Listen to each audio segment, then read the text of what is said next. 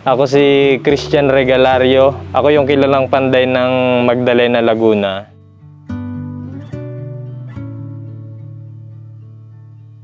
...20 years old ako nung nag-full time talaga. Halos ang trabaho kasi bukid. Nag-start ako gumawa ng mga kaluban ng itak. Tapos unti-unti may mga nagpapagawa na sa akin na mga handle.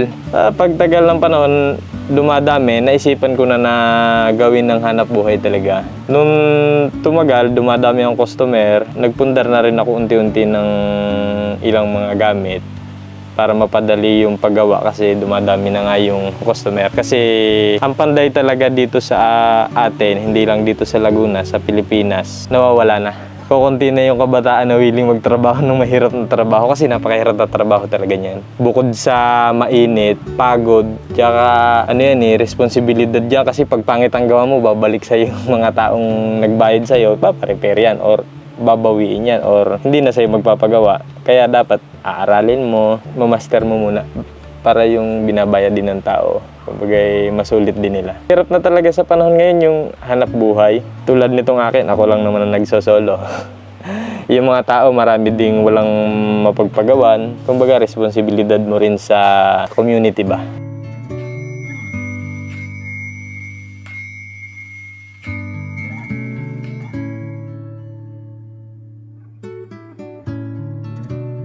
Pero mahilig talaga ako kasi nung bata ako, ang laruan ko daw, kutsilyo. Bago ko matutong maglakad, pag naiyak, bibigyan kutsilyo, saka lang titigil. Dumating yung panahon na nagpapanday na ako, sabi ko sa sarili ko, baka yun din yung kumbaga calling, dinire-diretso ko na.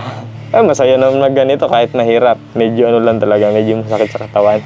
Tsaka stress kapag marami masyadong gawa. Kasi kahit may tauhan ka, hindi mo rin makukonbinsing kumilos ng katulad mo, magtrabaho ng katulad mo kasi siyempre hindi naman nila linya yan. Kumbaga tayo talagang panday, responsibilidad mo lahat.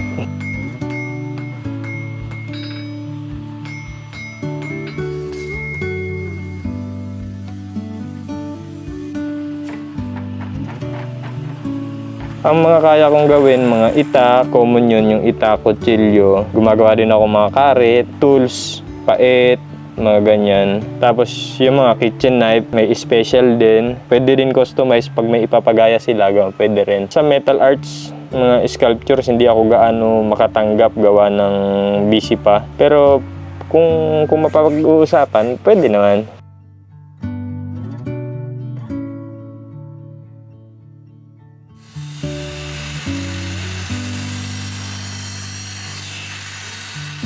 Sa isang kutsilyo, 1 oras at kalahati, ganyan, or 1 hour ordinary, 2 hour, yun nga, mga ganito na yon. Hindi pa kasi ito special, ano pa lang ito semi pa lang. Ayan, 2 oras ang ganito. Nagkakahalaga ng 1,000 mahigit. Yung yari ko, merong nakatatak na NC, magkadugtong yan, NC, nakaukit. Ibig sabihin yan, Nathaniel, tapos Christian James, yan, pangalan ng aking 2 anak.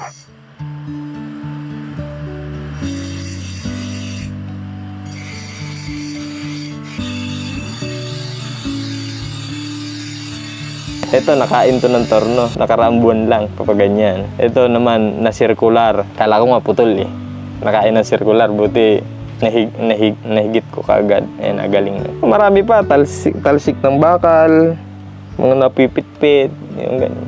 Ganun ang mga aksidente dyan. Wala naman tayong magagawa kundi magdiretso lang.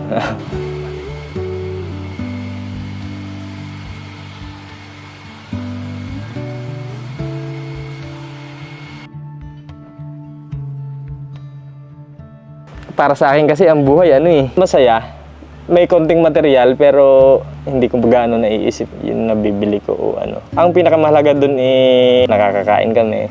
Yun, tas halimbawa may tauhan ako, napapakain din niya yung pamilya niya ng dahil sa akin. Hindi na yung dati, syempre nangangarap din akong yumaman ng ano. Maganda rin naman yun pero mas masarap maging masaya. Mas masarap yung pamilya mo maganda yung kalagayan dahil sa ginagawa sa tinatrabahong ganito. Medyo medyo rare na trabaho, hindi na common dyan sa kanto-kanto.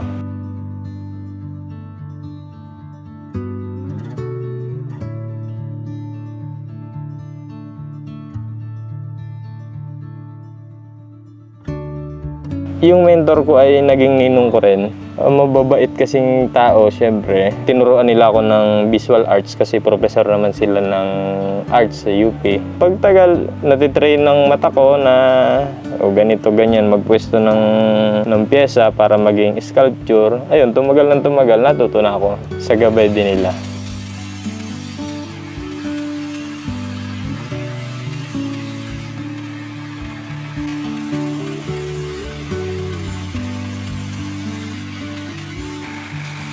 Ako si Christian Regalario, panday ng Purok 3, Baanan, Magdalena, Laguna. Pwede nyo rin ako dito hanapin sa barangay na ito, Barangay Baanan. Mabilis lang naman mahanap basta magtanong-tanong dito sa barangay namin.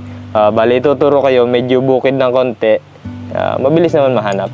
Hanapin nyo lang yung Pandayan. Pwede nyo rin ako makontak sa 0991694876. Meron din akong Facebook account, Christian Regalario at Christian Panday Sining.